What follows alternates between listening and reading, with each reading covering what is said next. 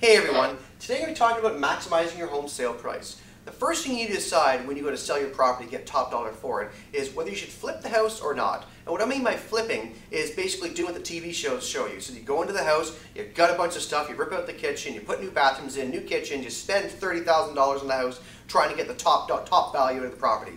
And that is a strategy that does work. You can increase your value by doing that.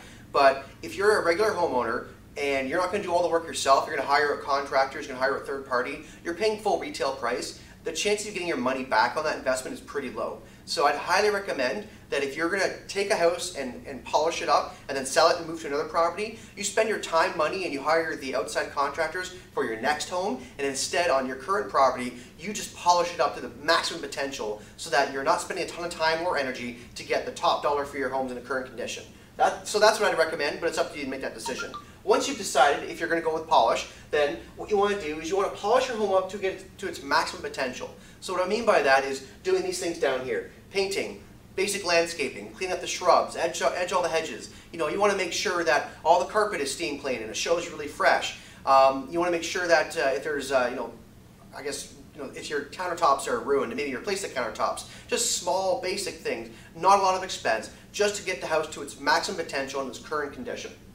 Also, what you can do is raise your neighborhood average efficiencies. So what I mean by that is that if all of your neighbors have a certain thing but in your properties, but you don't have that in your property, that's a deficiency. The best dollar you can spend beyond just polishing a house is raising up a deficiency to an average. If you take an average and go above the average, you actually get a diminishing return. You actually get less value increase than you would from a low to an average than from an average to a high. So what I mean by that is, let's say everyone has garage openers, but you don't have a garage opener. Spending money on a garage opener increases your value. Let's say everybody has a dishwasher, but you don't have a dishwasher. Spending money on a dishwasher improves your value. So you want to look at things that are going to raise your value up so that everyone looking at your houses in the area are equal to that at least. Don't worry about going above because that's just money spent that you're not going to get returned back on more often than not. Number 4, you want to make sure that your budget is 1 to 1.5% of your estimated sale value. So if you have a $300,000 house, I'd recommend around $3,000 as your budget to polish the property up. Now that doesn't include raising deficiencies. If you have one bathroom and everyone else has 2 bathrooms, maybe you should add an extra bathroom. That may be a right decision to do in that situation, which will obviously cost more than $3,000. But for polish, to raise the property's existing features up to its maximum potential, that should be your budget. So that should include painting. Paint is always a go-to.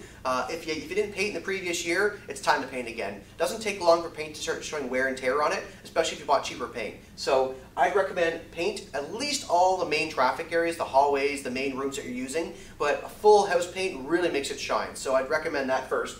Landscaping is the next big thing. Again, don't go out and hire one of those super expensive companies and drop $100,000 on your landscape. That doesn't make any sense. What I'm talking about is just take your existing landscape, raise it to its maximum. Maybe have a gardener come in and just trim all the bushes, maybe do it yourself, hedge all the planters so that they look very nice and sharp. Make sure that if you have patio stones that all the weeds are pulled out from in between them. You maybe put some sand in, stuff like that. Just make it look sharp as best as you can without having to dump a ton of money into it. That's what polish is all about.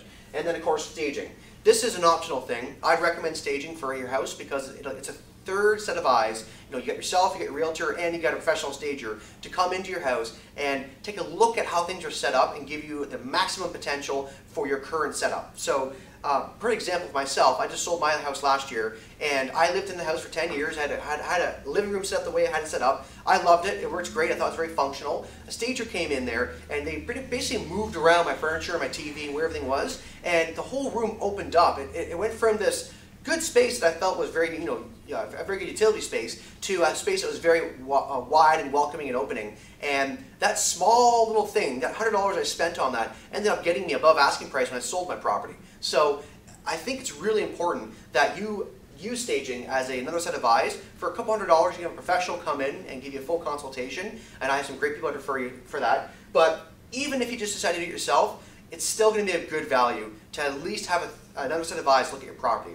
So at the end of the day, to maximize your home sale price, the trick here is to take what you currently have and make it shine at its maximum potential. Don't try to add a bunch of stuff on top of it. You're just spending money that you probably won't see again.